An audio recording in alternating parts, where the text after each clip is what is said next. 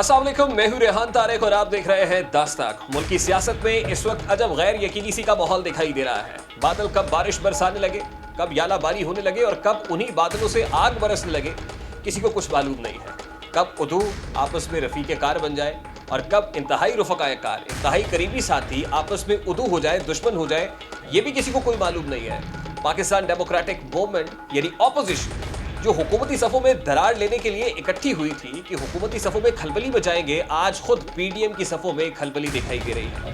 अब ये तमाम तर सियासी मंजरनामा 180 डिग्री के शिफ्ट पर कैसे गया है, ये बदलाव क्यों दिखाई दे रहा है, इस सब पर आज के प्रोग्राम में बात करेंगे। लेकिन उससे पहले आपको वो क्लिपिंग्स दिखाते हैं जिसमें रिश्ते बनाने की बात हो रही थी, जिसमें भाई बहन कहने की बात हो रही थी, जिसमें एक दूसरे के करीब, जिसमें एक दूसरे का साथ निभाने की बातें हो रही थी, जिसमें ये भी बात कही जा रही थी कि अगर कोई ये कहेगा कि पीडीएम में फूट पड़ गई है तो उसकी खाम ख्याली होगी। सबसे पहले वो क्लिपिंग्स आपके सामने रखते हैं। कोई हमारे दरमियान में दरार पैदा नहीं हो सकता। हम सब मिलके लॉन्ग मार्च का सफर करके कठपुतली को भगाएंगे। लॉन्ग मार्च होगा, इस्लामाबाद हम आ रहे हैं। इसकी जो ज़हनी हालत है इमरान खान की, इतना कमजोर है ये आदमी, स्टेज पे दूरबीन लगा के देखता है कि कौन सा लीडर बैठा है, कौन सा नहीं बैठा। और अगर मर्दान के जलसे में बिलावल भुट्टो जरदारी नहीं आ सकता तो ये रात को खुशी से उछलता है कि हा बिलावल भुट्टो जरदारी नहीं आया, पीडीएम में लड़ाई हो गई है। और आज ये कहेगा कि मौलाना फजलुर रहमान नहीं आ सके, हा पीडीएम में लड़ाई हो गई है। किसी रैली में मरियम नवाज नहीं आ सकी तो तालियां बजाएगा कि हा पीडीएम में लड़ाई हो गई। सियासी और इंतखाबी मैदान में एक दूसरे के मुखालिफ होने के बावजूद आज पीडीएम की क़यादत एक स्टेज पर एक फैमिली के अरकान की तरह इकट्ठी है। अब ये कोई ज्यादा दूर की बात नहीं है,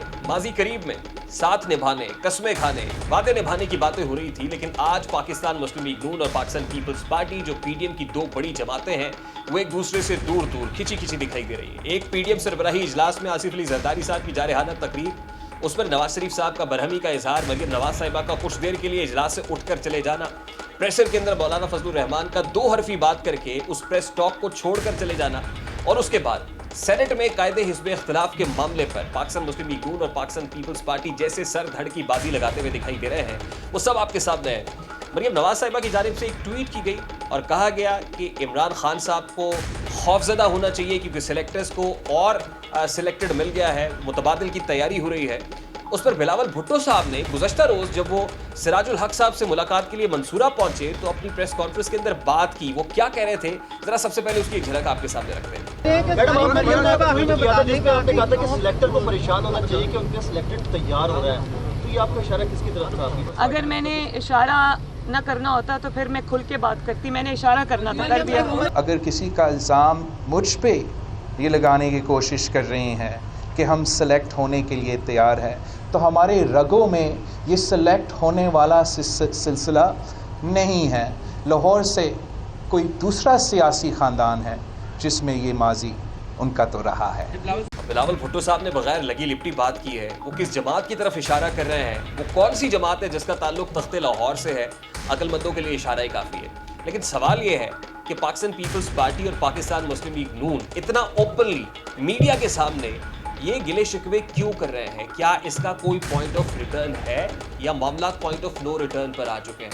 इस पर बात करेंगे। लेकिन उससे पहले मरियम नवाज साहिबा 26 मार्च को नैब पेशी के लिए जा रही हैं और वो अकेली नहीं जा रही हैं, बल्कि जमीयत उलमा इस्लाम फे के सरबराह, पीडीएम के सरबराह मौलाना फजलुर रहमान साहब ने कहा है कि पीडीएम 26 मार्च को नैब पेशी के लिए जाएगी। अब जब नैब पेशी के लिए पीडीएम जाएगी, लठ बरदार लोग वहां पर जाएंगे, मुसल्ला जत्थे जाएंगे, तो क्या माहौल दिखाई देगा? क्या वही माहौल होगा जो 12 अगस्त को दिखाई दिया था, जिस वक्त मरियम नवाज साहिबा पाकिस्तान मुस्लिम लीग नून के कारकुनान को लेकर नैब, लाहौर, रायबंड वहां पर पहुंची थी और बाहर पथराव भी हुआ था, आंसू गैस की शेलिंग भी हुई थी, एक अजब बदमज़गी सी की फजा दिखाई दे रही थी। अब क्या होगा? मुल्क की सियासत में क्या हो रहा है? पीडीएम अगर टूटी है तो क्या हुकूमत को इस तमाम तर मामले से कैपिटलाइज करने का मौका मिल रहा है? क्या हुकूमत को तकवीयत मिल रही है? अब इस तमाम तर मामले पर बात करेंगे। इस वक्त वफाकी वज़ीर दाखिला शेख रशीद अहमद साहब हमें ज्वाइन कर रहे हैं। बहुत बहुत शुक्रिया शेख साहब आपके वक्त के लिए। शेख साहब, आपकी 15वीं वजारत है, मुल्क की सियासत को बड़े अच्छे तरीके से समझते हैं, नब्ज पर हाथ रख के बता देते हैं कि सियासत में क्या होने जा रहा है। शेख साहब, आज यौम पाकिस्तान है, तारीखी दिन है, 23 मार्च।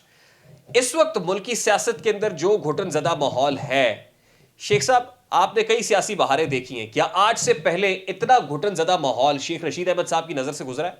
देखें सर जी, ऐसा ही होता है, कभी हम 14 महीने में घर चले गए, कभी हम 18 महीनों में घर चले गए, कभी हम 20 महीनों में घर चले गए। फर्स्ट टाइम अपोनेंट जो है वो वाइल्ड है, गैर पार्लिमानी ज़बान इस्तेमाल कर रहा है, गैर ज़िम्मेदाराना जुमले इस्तेमाल कर रहा है, लेकिन हमें डर नहीं है कि खुदा न खास्ता कि इस जमहूरी और मुंतखब हुकूमत के लिए कोई मसला पैदा हो सकता है। और बाकी तहरीकें उन्होंने खुद अपनी ख़राब की हैं, हमने तो ख़राब नहीं की हुई। वो खुद पहले कह रहे थे हमने इलेक्शन नहीं लड़ना, इलेक्शन भी लड़ा। वो खुद कह रहे थे हमने सेनेट में नहीं आना, वो सेनेट में भी आए। वो खुद कह रहे थे हम लॉन्ग मार्च करेंगे, वो खुद नहीं आए। अब आगे रमज़ान और ईद है, ये 6 महीने 8 महीने जो उन्होंने कंपेन चलाई, वो तो लोग भूल भुला जाते हैं। एक नए सिरे से उन्होंने कंपेन चलानी है हमारे ख़िलाफ़। इंशाअल्लाह इमरान खान उसमें जीतेगा और उनको कामयाबी नहीं होगी। नहीं Sheikh Sahab, when it comes to parliamentary democracy है, जब पार्लियामानी सियासत की बात होती है तो जो पार्टी हुकूमत में होती है उसका बड़ा अहम रोल होता है। उसको जरा एक कदम आगे निकल कर खेलना पड़ता है, उसे सियासी मसलहत का भी मुजाहरा करना पड़ता है और फिर ऑपोजिशन को करीब लाना भी पड़ता है। ऑपोजिशन तो हमेशा से क्रिटिक करती है, क्रिटिसिज्म करती है, वो हमेशा हुकूमत को टफ टाइम देने की कोशिश करती है। लेकिन आपको नहीं लगता कि पाकिस्तान तहरीक इंसाफ हुकूमत ने शायद ऑपोजिशन को वो ब्रीदिंग स्पेस नहीं दी, पास लाने की कोशिश नहीं की जो करनी चाहिए थी? इसकी बुनियादी वजह पॉलिटिकल विजडम की कमी है या फिर पाकिस्तान तहरीक इंसाफ हुकूमत ऑपोजिशन मोड से बाहर ही नहीं आना चाहिए? देखिए, बातें तो आपका पहला हिस्सा बिल्कुल दुरुस्त है, मैं उससे इत्तफाक करता हूं कि हुक्मरानों को आगे बढ़कर मामलात को सुलह सफाई की तरफ ले जाने चाहिए। लेकिन दूसरी तरफ भी आग बराबर की लगी हुई है और एक 10 रुकनी कमेटी बनाई है प्राइम मिनिस्टर साहब ने, मुझे भी उसमें रखा हुआ है। पॉलिटिकल कमेटी बनाई है जिसका ये काम है कि ये इनके साथ बातचीत करे, रिफॉर्म्स लाए, इलेक्शन रिफॉर्म लाए, पुलिस रिफॉर्म लाए, नैब रिफॉर्म लाए। कोई 10 टारगेट उन्होंने दिए हैं, लेकिन अभी कमेटी बनी रही थी तो अपोजिशन की तरफ से तड़का सा जवाब आ गया कि हमें तो ये इलेक्शन की मशीनें हमें कबूल ही नहीं है।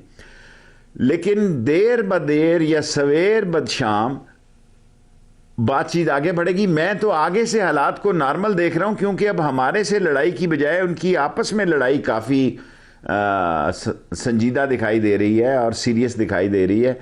उसको देखना है कि वो किस नतीजे तक जाती है अगले 15 दिन रोज़ों तक।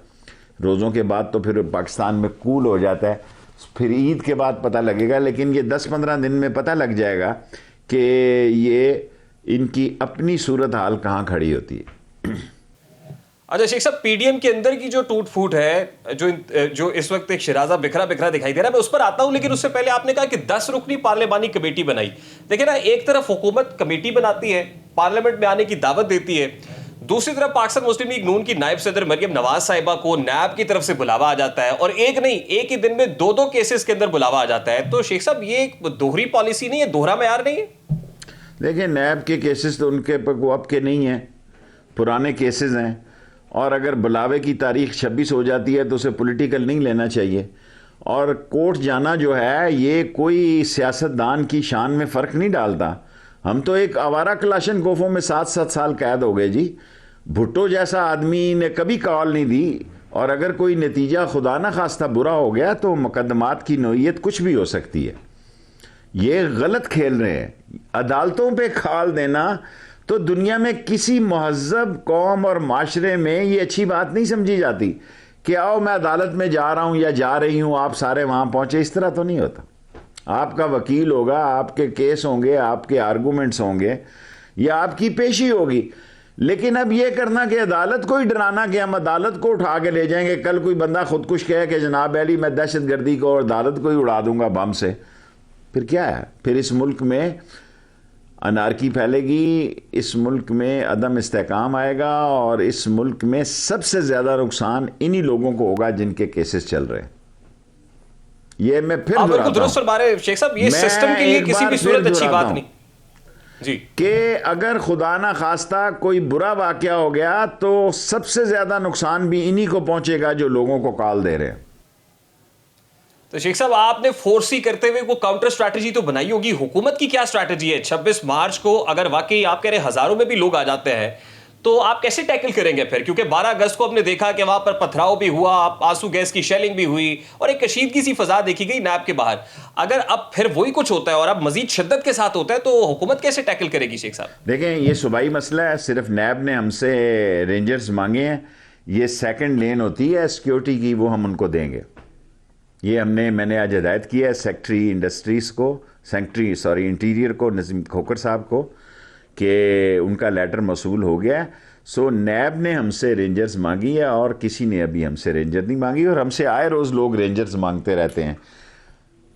कोई मसला मसाइल हो तो वो अदारा रेंजर मांगता है, नैब अथोराइज है रेंजर्स मांगने के लिए, उसने अपने इदारे और दफ्तर के लिए रेंजर्स मांगी है, वो मैंने हदायत दी है कि उनको रेंजर्स दी जाए। अच्छा शेख साहब, पॉलिटिकली आप कैसे देख रहे हैं? देखिए, पीडीएम का लॉन्ग मार्च तो नहीं हो सका। 26 मार्च को उन्होंने लॉन्ग मार्च की कॉल दे रखी थी। आपको लगता है कि नैब कोर्ट के बाहर जो कुछ होगा, ऑपोजिशन को एक मिनी लॉन्ग मार्च करने की सहूलत हुकूमत ने खुद फराम कर दी है? गुजारिश ये है, ये मीडिया खेलने जा रहे हैं, ये अपने आप को इम्तहान में डाल रहे हैं। ये गैर संजीदा और बचकाना फैसले हैं। किसी भी नुकसान के जिम्मेदार ये लोग खुद होंगे, क्योंकि उन्होंने कहा है ये सारा कुछ। देखें, जो लोग पुराने, मुझे भी आप पुराने लोगों में शामिल कर लें। आप मुझे मार की सियासत नहीं होनी चाहिए। आप प्रेस कॉन्फ्रेंस कर रहे हैं, आपको मीडिया मिल रहा है। आप मुलाकात कर रहे हैं, आपको मीडिया मिल रहा है। आप जलसा कर रहे हैं, आपको मीडिया मिल रहा है। आप किसी जगह चढ़ाई करने जा रहे हैं, जो मीडिया मिलता है बाद में वो बताता है कि ये डाले में, ये देखें, ये पत्थरों के थैले पड़े हुए हैं। ये भी मीडिया बताता है, ये नहीं कि वो पत्थरों के थैले नहीं बताता। और यकीनन अगर आपका कोई मंसूबा है तो मैं बिफोर टाइम 2 दिन पहले बता रहा हूं कि आप सियासी तौर पर खसारे में रहेंगे, कानून हरकत में आएगा।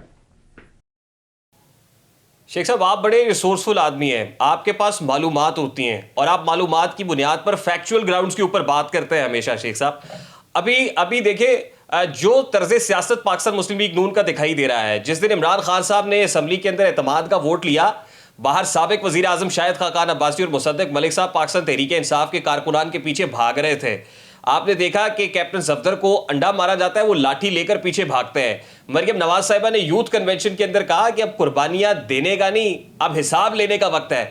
तो आपको नहीं लग रहा पाकिस्तान मुस्लिम लीग नून बड़ी जारहाना सियासत खेलने जा रही है और वो चाहते हैं कि कोई ऐसा मौका बने जिसको वो आसानी से कैपिटलाइज कर सके? आपकी मालूमात क्या बता रही है? देखिए, जो कुछ शायद खाकान अब्बासी या उसके साथ हुआ, बहुत बुरा हुआ। जूती मारना, स्याही फेंकना, बिल आखिर इस तशद्दुद की सियासत से नून लीग को नुकसान होगा। और अगर आप ये समझ रहे हैं ऐसी सियासत की हमायत करना और ऐसी सियासत की, अव्वल तो शायद खाकान को उस जगह असम्बली के बाहर प्रेस कॉन्फ्रेंस ही नहीं करनी चाहिए, जगह कहीं और थी, वहाँ हमने सिक्योरिटी का इंतज़ाम किया था। उन्होंने हटकर प्रेस कॉन्फ्रेंस की, लेकिन इसके बावजूद जो कुछ हुआ वो गलत हुआ। मैं एज ए इंटीरियर मिनिस्टर कह रहा हूँ कि मैंने उसका सीरियस नोटिस लिया, लेकिन जो कुछ आप 26 को करने जा रहे हैं, जो आप टेम्पो बना रहे हैं, एक तो इतना आपका टेम्पो नहीं होना लगा जितनी गलतफहमी में आपका शिकार है। क्योंकि हर रोज़ आदमी जब टीवी पे एक सूरत हाल देख लेता है तो उसकी ज़हनी कैफियत जो होती है उसको समझ है कि भाई क्या हो रहा है और क्या नहीं हो रहा। सो मैंने अभी आपके प्रोग्राम शुरू होने से पहले वो डॉक निकाली, डॉक में इंटीरियर सेक्रेटरी को हिदायत की है कि आप नैब ऑफिस की सिक्योरिटी के लिए, ये सेकंड लाइन होती है, ये फर्स्ट लाइन नहीं होती, फर्स्ट लाइन पुलिस ही होती है। सो नैब के एडिशनल डायरेक्टर या जो कुछ भी अफसर वो थे लाहौर की दरख्वास्त पर हमने उनको रेंजर देने का फैसला किया है और ये ऑर्डर कर दिए मैंने। देखिए ना शेख साहब, आप आसिफ अली जरदारी साहब पे या पाकिस्तान पीपल्स पार्टी पे भी केसेस हैं। पाकिस्तान मुस्लिम लीग नून पर जब केसेस की बात होती है या मौलाना फजलुर रहमान से मुतालिक बात होती है, एक तासुर है कि आसिफ अली जरदारी साहब के लिए रियासत के सीने में नरमी है, कोई सॉफ्ट कॉर्नर है। क्या ये तासुर दुरुस्त है कि पाकिस्तान पीपल्स पार्टी के लिए तो सॉफ्ट कॉर्नर है लेकिन पाकिस्तान मुस्लिम लीग नून के लिए या मौलाना फजलुर रहमान के लिए नहीं है? देखें, अभी कल परसों मालाकांड में प्राइम मिनिस्टर ने दोनों को रगड़ा दिया है, आसिफ जरदारी को भी और नवाज शरीफ को भी। हमने तो उसको फॉलो कर देना, हमने तो इमरान खान की लाइन को लेके चलना है। और खुद आसफ जरदारी बड़ा स्मार्ट आदमी है, वो ताश छाती के साथ लगा के खेलता है। नहीं शेख साहब देखिए ना, जाली बैंक अकाउंट्स का मामला हो या अभी गुज़श्ता रोजी ब्रॉडशीट स्कैंडल के अंदर को 15 लाख पाउंड का मामला हो कि वो इधर से उधर हो गए और कोई खाता भी नहीं है, कोई लिखत पढ़त, कोई रसीद, कोई खाता नहीं है 2008 का। तो ये भी मामला बड़े हसास नौयत के हैं, बड़े संजीदा है। आपको लगता है पाकिस्तान पीपल्स पार्टी के लिए भी डिफिकल्ट हो सकता है? अगर खान साहब कह रहे हैं और दोनों के लिए बराबर कह रहे हैं तो Pakistan Peoples Party can be fish out of water. देखिए, सियासी हालात तो ये हैं कि हमें बातचीत की इब्तिदा करनी चाहिए, लेकिन इमरान खान साहब जो है वो करप्शन के मामले में किसी से बातचीत करने के लिए तैयार नहीं है। वो कुछ भी फैसला कर सकते हैं। अभी एक पॉलिटिकल कमेटी बनाई है, पॉलिटिकल कमेटी की अभी तक किसी अपोजिशन की पार्टी से कोई बातचीत नहीं हुई। इमरान खान साहब कोरोना में चले गए, अल्लाह ताला उनको सेहत दे, उनकी अहलिया को सेहत दे। सो अब जो हालात हैं वो इस पार्टी ने किसी के साथ मीटिंग करनी है तो ज़ाहिर है अब हफ्ता 10 दिन तो लगेगा इसमें, और बातचीत आगे बढ़नी चाहिए। मैं तो इस बात का हामी हूं कि बातचीत बढ़नी चाहिए। तो आपको लगता है शेख साहब पाकिस्तान पीपल्स पार्टी बातचीत का रास्ता आगे बढ़ाने के लिए तैयार है, और वो इलेक्टोरल रिफॉर्म्स हो, 10 रुकनी पार्लिमानी कमेटी हो, वो पार्लियामेंट के अंदर बैठ के आपसे, हुकूमत से बात करेंगे? देखिए, पीपल्स पार्टी में तो ये बात है, वो लड़ाई को इस हद तक नहीं लेकर जाएंगे कि बातचीत के सारे ही दरवाजे बंद हो जाएं। पीपल्स पार्टी में आप कह सकते हैं कि वो जमहूरियत इंतकाम है उनका नारा है, और जमहूरियत तो फिर असम्बली के अंदर ही इंतकाम हो सकता है ना, बाहर तो नहीं, डी चौक में तो नहीं हो सकता। और अगर उन्होंने लॉन्ग मार्च से इज्तनाब बरता है तो कुछ सोच समझ के ही बरता होगा। इतने बच्चे चूचे तो नहीं है ना, वो उन्होंने सोच समझ के बरता, क्योंकि उनकी अपनी एक पूरी सल्तनत है, सिंध की पूरी हुकूमत है जिसके लॉन्चिंग पैड है उनका, जिस पे वो सारी सियासत कर रहे हैं। अच्छा शेख साहब, कथा कलामी के लिए माजरत, मुझे ब्रेक का कहा जा रहा है। ब्रेक के बाद व्यूअर्स वापस आएंगे तो शेख रशीद अहमद साहब से गुफ्तगू का सिलसिला यहीं से जोड़ेंगे। हमारे साथ रहिएगा।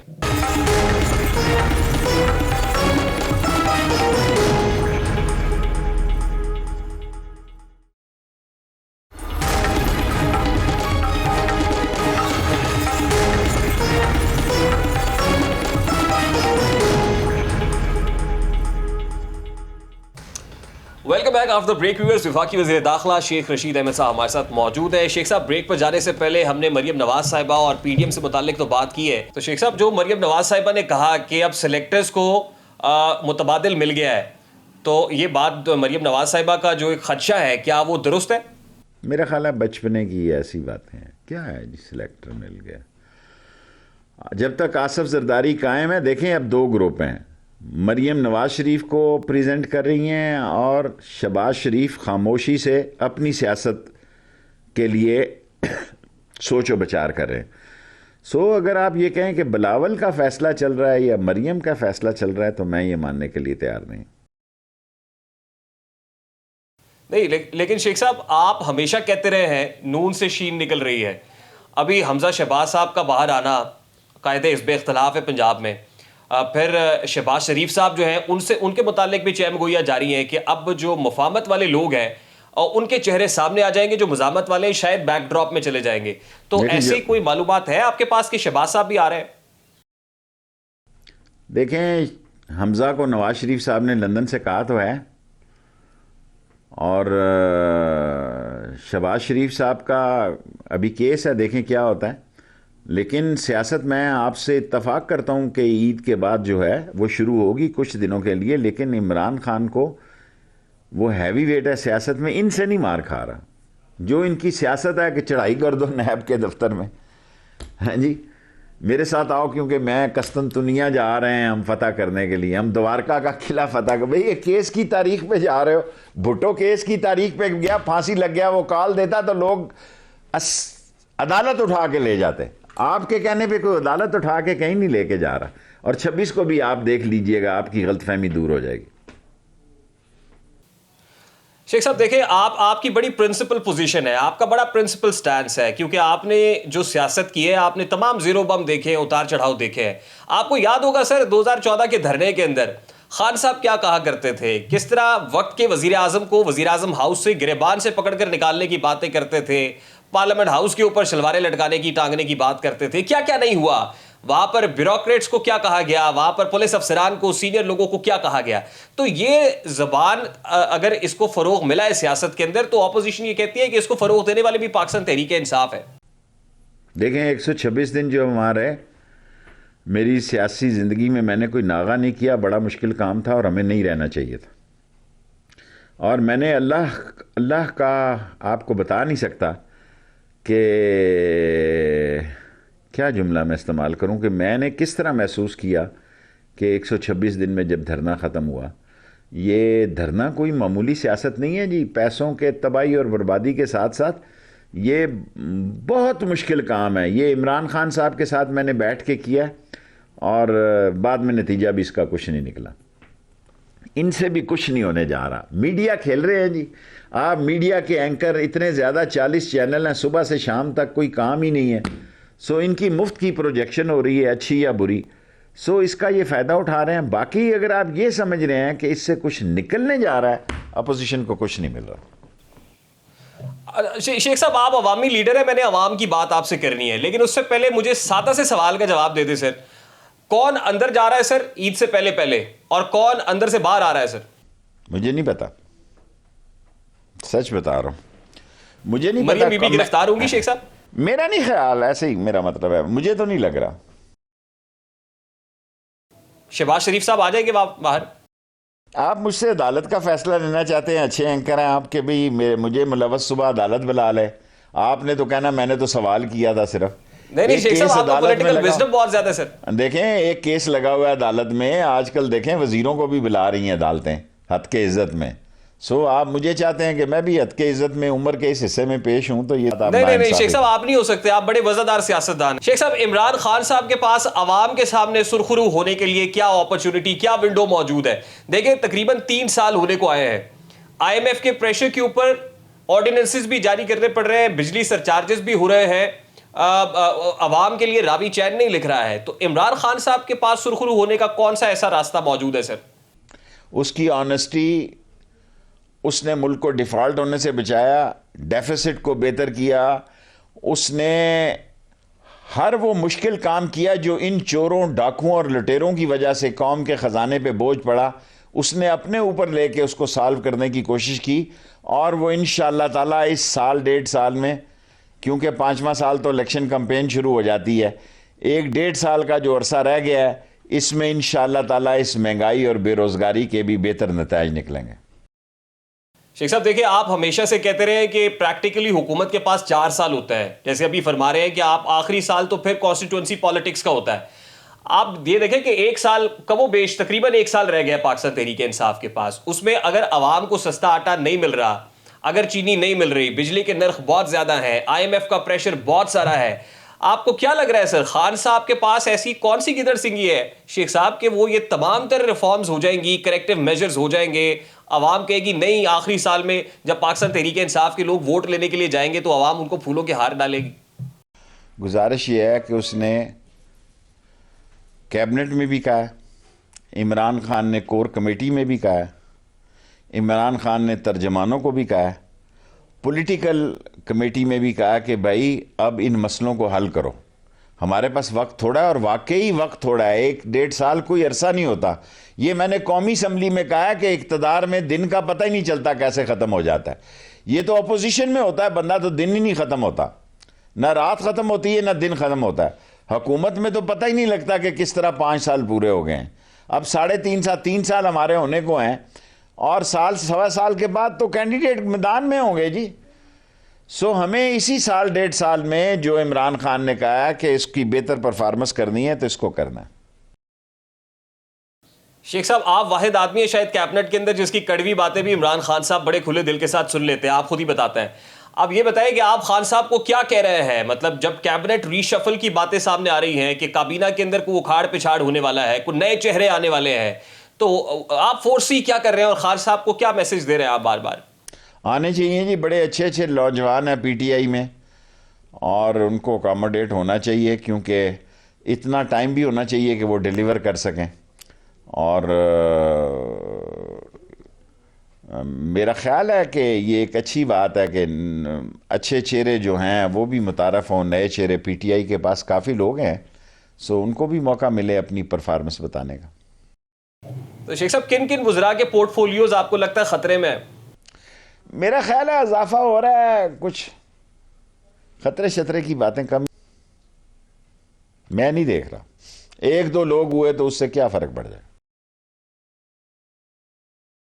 नहीं तो फिर मैसिव रिफॉर्म्स तो नहीं आएंगी ना शेख साहब, क्योंकि खान साहब ने हमेशा कहा कि 3 मंथ के बाद हम परफॉर्मेंस जो है, तहरीक इंसाफ की जो टॉप लीडरशिप है उसने पॉलिटिकल टीम बना दी है। अब उसको 4, 5, 6 दिन हुए हैं। अब उसका फ़र्ज़ है कि वो इसको आगे लेके चलें और बेहतरी का नतीजा दे, और इमरान खान का जो आइडिया है उसको आगे लेके चले, और इंशाल्लाह उम्मीद है बेहतरी हो जाएगी। अच्छा शेख साहब, ये जहां तक पीडीएम वाला मामला है, ऑपोजिशन के टफ टाइम देने वाला मामला है, आपको लग रहा है सर कि रेजिग्नेशन, जैसे कहा जा रहा था कि पाकिस्तान पीपल्स पार्टी अगर नहीं भी साथ देती तो नहीं, हम किसी के बगैर भी किसी के हमें कोई बहुत ज़्यादा परवाह नहीं है, आपको लगता है मौलाना फजलुर रहमान, पाकिस्तान मुस्लिम लीग नून बशमूल 9 जमातें रेजिग्नेशन की तरफ जाएंगी तो हुकूमत के लिए दबाव बढ़ जाएगा? मुझे तो नून के लोग रेजिग्नेशन देते हुए नहीं दिखाई देते हैं। बाद में ये ऐसे ही खामोश बैठे हुए हैं, और क्योंकि एक मीडिया का उन्होंने प्रेशर बिल्ड किया हुआ है, मीडिया पे उन्होंने धूड़, पंजाबी में कहते हैं ना, धूड़ पुटी हुई है, और लोग बोल नहीं रहे। असम्बली से इस्तीफ़ा देना कोई इतनी आसान बात नहीं है कि असम्बली से इस्तीफ़ा दे दिया जाए। इसमें मेंबर की अपनी भी बड़ी मेहनत और जुस्तजू शामिल होती है।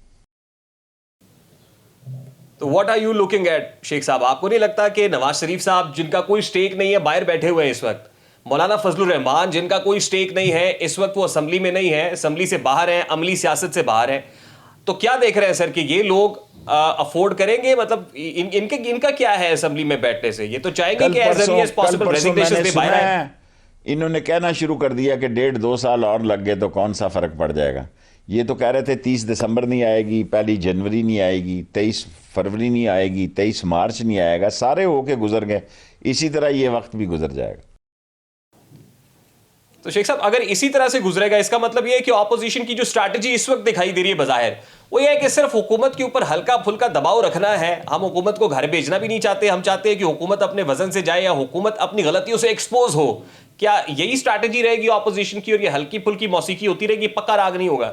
देखें, अपने वजन से तो जाते नहीं। हमारा लीडर स्मार्ट है जी, और स्पोर्ट्समैन है, और इनके वजन से हमारी सेहत पे फ़र्क नहीं पड़ता। बाकी वो दबाव में हमें रख रहे हैं, रखना अपोजिशन का काम है, और हमें बेहतर प्रोग्रेस शो करनी चाहिए। एक हमारा इशू है महंगाई, उसमें हमें 1 साल 1.5 साल में हमने डंड डालना है और उसको कंट्रोल करना है। बाकी इश्यूज़ मेरा ख्याल है काफ़ी बेहतर कंडीशन में। एक महंगाई को हमने कंट्रोल करना है। मैं खुद एज ए इंटीरियर मिनिस्टर एतराफ़ कर रहा हूँ।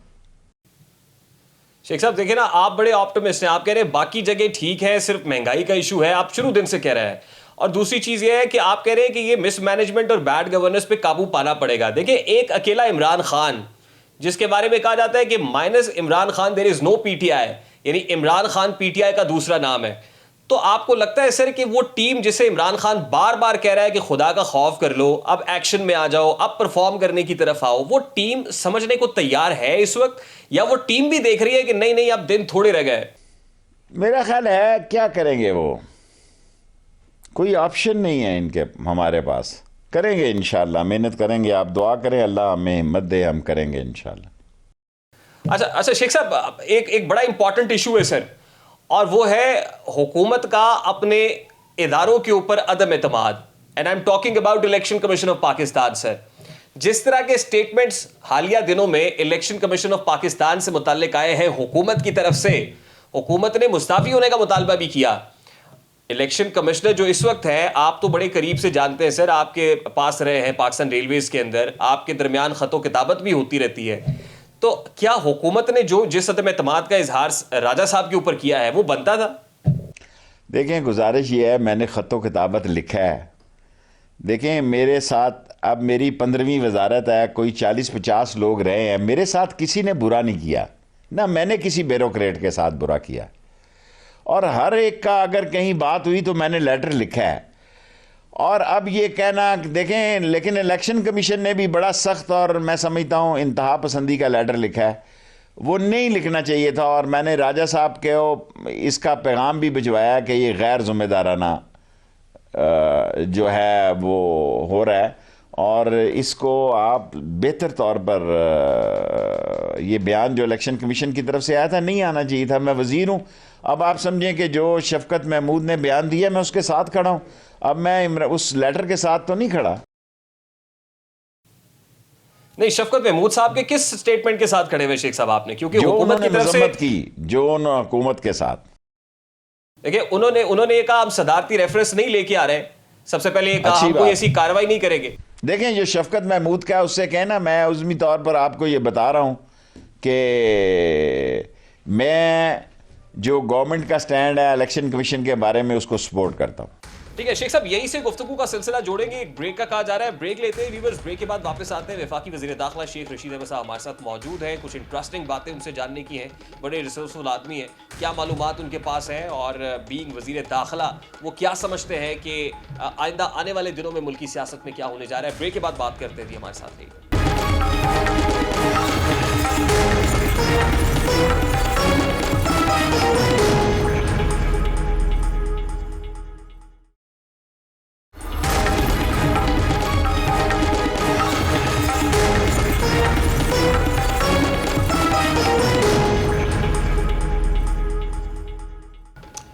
Welcome back after break viewers. वफाकी वज़ीर दाखिला शेख रशीद अहमद साहब हमारे साथ मौजूद है। शेख साहब, देखिए इलेक्शन कमीशन वाला मामला, उसके बाद जो कुछ हो रहा है इलेक्शन कमीशन ने 75 के इलेक्शंस के बाद से जो कुछ हो रहा है सर, और इलेक्टोरल रिफॉर्म्स का तकाजा किया जा रहा है, जो पीडीएम के 26 नकाती चार्टर का भी तीसरा पॉइंट है। और मैं पीडीएम वालों से बार बार कहता हूं कि भाई आपके 26 नकाती एजेंडे का प्रोमिनेंट एजेंडा ये है कि इंतखाबी इस्लाहात होनी चाहिए। लेकिन सवाल यह है कि इंतखाबी इस्लाहात तब तक नहीं होंगी। देखिए आप सदारती रेफरेंस लेकर सुप्रीम कोर्ट के अंदर गए, सुप्रीम कोर्ट ने कहा कि भाई इसके ऊपर एक्ट ऑफ पार्लियामेंट होगा या पार्लियामान के अंदर बात होगी। तो पार्लियामान के अंदर कौन बैठेगा, कैसे बैठेगा, कब बैठेगा, शेख साहब आपको मुस्तकबिल करीब में दिखाई दे रहा है? बैठेंगे इंशाल्लाह, कोई हल नहीं है बैठने के अलावा। आज नहीं तो कल, कल नहीं तो परसों बैठेंगे। और किसके साथ बैठेंगे सर? हमारी साथ बैठेंगे, और किसके साथ बैठेंगे? इलेक्शन सर पे आए खड़े हैं, इलेक्शन सर पे आए खड़े हैं, साल 1.5 साल का अरसा है, हमारे साथ नहीं बैठेंगे तो किसके साथ बैठेंगे? आपको लगता है मजबूरी हो जाएगी पाकिस्तान मुस्लिम लीग नून की भी और जमीयत उलमा इस्लाम फे की, वो तमाम जारहाना सियासतदानों की हुकूमत के साथ बैठना? हमारे साथ ना बैठे अपोजिशन की सीटों पे, लेकिन आए मिल बैठकर इलेक्शन रिफॉर्म्स करें, नैब रिफॉर्म्स करें, पुलिस रिफॉर्म्स करें, आए। ठीक है। अच्छा शेख साहब, जाते जाते क्योंकि कोरोना वबा जिस तरह से फैली हुई है, आपने भी वैक्सीनेशन के शॉट्स लिए हैं, which is something very good, और आप तो इस कोविड की सिचुएशन से निकल कर बाहर आए हैं। जो इस वक्त एक अमूमी फ़ज़ा दिखाई दे रही है शेख साहब मुल्क की, और लोग इस वक्त उस तरह से SOPs के ऊपर अमल दरामद नहीं कर रहे हैं, क्या कहेंगे सर? हुकूमत के करने का क्या है इस तमाम तरह सिचुएशन के अंदर, और आवाम को क्या करना चाहिए? देखें अवाम को ही करना है, हुकूमत तो कह के थकी है। अब हुकूमत तो मीडिया ही है ना, करोड़ों अरबों रुपए के इश्तिहार दे रहे हैं कि खुदा के लिए मास्क पहनो, हाथ साफ करो, टाइम से दुकानें बंद करो, हफ्ते में 2 दिन छुट्टी करो, इज्तिमा ना करो। नहीं मान रहे लोग जी, लोग नहीं मान रहे। क्या करें? मौत से भी नहीं डर रहे, नहीं डर रहे मौत से भी लोग। क्या करें बताएं? दफ़ा 144 लगाया, अब 188 के तहत यहाँ लाठी, इनको लोगों को पकड़ेंगे, दुकानदारों आप सारे कैमरा लेके पहुंच जाएंगे जनाब अली के ब्लू एरिया को अंदर कर दिया और लाठी चार्ज कर दिया। क्या करें अब बताएं? कोई कुछ बस में नहीं है, लोग नहीं सुन रहे बात। शेख साहब आप तो कतर भी गए पिछले दिनों और इसी कोविड की सिचुएशन के अंदर गए, तो हाउ डू यू कंपेयर? मतलब आप देखें पूरी दुनिया के अंदर इस वक्त बंदिशें हैं, रिस्ट्रिक्शंस हैं, लेकिन हमारे यहाँ वो बंदिशें भी नहीं हैं। हमारे यहाँ मामला बड़ी ईज ऑफ है, और खान साहब ये चाहते हैं कि गरीब आदमी के ऊपर प्रेशर नहीं आना चाहिए। देखिए जी, वहाँ भी हालात जो है, हम लेबर चाहते हैं कि हमारी लेबर जाए कतर और कुवैत, इंशाल्लाह आप अच्छी खबर सुनेंगे। वहाँ भी उजाड़ था जी, टिकट ली है एयरलाइन की तो कोविड टेस्ट हुआ है, एयरपोर्ट पर उतरे हैं तो टेस्ट हुआ है, PM से मिलने और अमीर से मिलने गए तो टेस्ट हुआ। फिर मैं उसी दिन वापस आ गया, क्योंकि मुझे किसी ने कहा अगर रात रहेंगे आप तो कल वापस जाएंगे तो फिर टेस्ट होगा। टेस्ट ही मैं डर गया कि 4 दफ़ा टेस्ट हो जाए एक दिन में, तो बंदा क्या करेगा वहाँ पे। मैंने कहा मैं रात को ही, मेरा काम हो गया, मुलाकात होगी और लेटर मैंने डिलीवर कर दिया और मैं वापस आ गया। अच्छा शेख साहब last but not least vaccine, क्योंकि आपने खुद ले ली है, आपका एक्सपीरियंस क्या रहा और आप क्या रिकमेंड करेंगे पब्लिक को वैक्सीन से मुतालिक कि कितनी ज़्यादा फ्रूटफुल है और क्या करना चाहिए इससे मुतालिक? जाते जाते पब्लिक को, हमारा मकसद है एजुकेट करना, और आप बताएंगे क्योंकि आप अवामी आदमी हैं तो शायद अवाम को बेहतर समझ आ जाएगी। देखें जी, वैक्सीन लगवाएं बेहतर है। मैं वैक्सीन लगवा के कल मैंने लगवाई है, दिन में 2 इंटरव्यू दे रहा हूँ। अल्लाह का फजल है, अल्लाह नज़र ना लगाए, अल्लाह ताला रहम करे और तमाम एहतियात बरतें। और खुदा के लिए इस बीमारी को, ये तीसरी जो लहर आई है, जिस तरह 2 दफ़ा अल्लाह ने करम किया है, तीसरी दफ़ा भी करम करे और ये कौम इससे निजात हासिल करे। ठीक है, बहुत बहुत शुक्रिया शेख साहब आपके वक्त के लिए। वफाकी वज़ीर दाखिला शेख रशीद अहमद साहब हमारे साथ मौजूद थे। गुफ्तगू आपने सुनी है। हमने कोशिश की है कि इस वक्त मुल्क की सियासत में जो कुछ हो रहा है उसका एक क्विक राउंड अप हम कर सकें, उसका अहाता आपके सामने रख सकें, और ये जानने की कोशिश भी हमने की कि हुकूमत इस वक्त क्या महसूस कर रही है और क्या समझ रही है कि आवाम को देने के लिए हुकूमत के पास क्या होगा, और आवाम के लिए अपनी मिसमैनेजमेंट, बैड गवर्नेंस और पुअर परफॉर्मेंस का तदारुक किस तरह करने जा रही है। इस पर बात हुई जी। आज के प्रोग्राम से इतना ही, कल मुलाकात होगी इंशाल्लाह। तब तक के लिए अपना बहुत सारा ख्याल रखिएगा। कोरोना वायरस तेज़ी से फैल रहा है, खुद और अपने अजीज़ व अकारिब को इससे महफूज रखिए, महफूज रहिए और तमाम तरह SOPs पर अमल करें। कल इंशाल्लाह मुलाकात होगी जी। टिल देन, अल्लाह हाफ़िज़।